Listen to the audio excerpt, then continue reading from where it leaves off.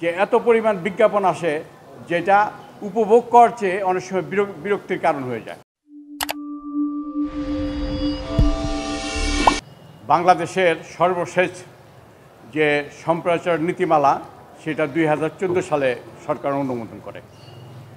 সেই নীতিমালায় আছে যে বিজ্ঞাপন প্রচারের ক্ষেত্রে আন্তর্জাতিকভাবে স্বীকৃত চর্চা ও যৌক্তিক বিরতির সময়সীমা অনুসরণ করতে হবে। আমি ভারত, পাকিস্তান, ইংল্যান্ড, আমেরিকার যে সম্প্রচার নীতিমালা সেখানে আমি সেই নীতিমালা আমি কালেকশন করছি। সেখানে দেখা যায় যে 8 থেকে 10 মিনিট অতিরিক্ত কোনো সময়ে 12 মিনিট পর্যন্ত প্রতি ঘন্টায় তারা বিজ্ঞাপন প্রচার করতে পারবে। কিন্তু বাংলাদেশে এটা কোনো সময়সীমা নির্ধারণ করা নাই।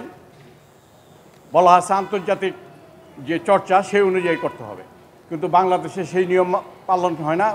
ফলে কোনো সংবাদ, কোনো নাটক, কোনো টক শো, প্রত্যেকটা বিষয়ের মধ্যে যে এত পরিমাণ বিজ্ঞাপন আসে যেটা উপভোগ করার চেয়ে অনেক সময় বিরক্তির কারণ হয়ে যায়।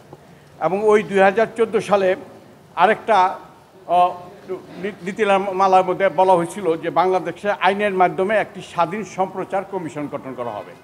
এই সম্প্রচার কমিশনের দায়িত্ব হবে যে যারা দর্শক শ্রোতা আছে তাদের অভিযোগ শোনা এবং নিষ্পত্তি করা, এবং এই সম্প্রচারের টাইম লিমিট করা এবং বিষয় এগুলি দেখা নিয়ন্ত্রণ করা। সেই সম্প্রচার নীতিমালা সম্প্রচার কমিশন আজকে 10 বছর হয়ে গেল, তারপরেও গঠন করা হয় নাই।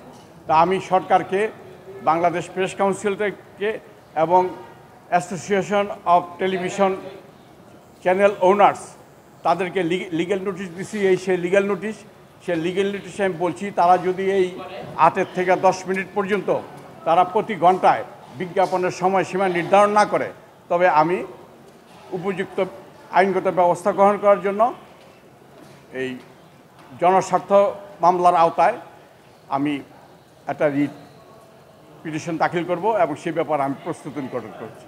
আজকে আমি একটা লিগ্যাল নোটিশ সার্ভ করছি।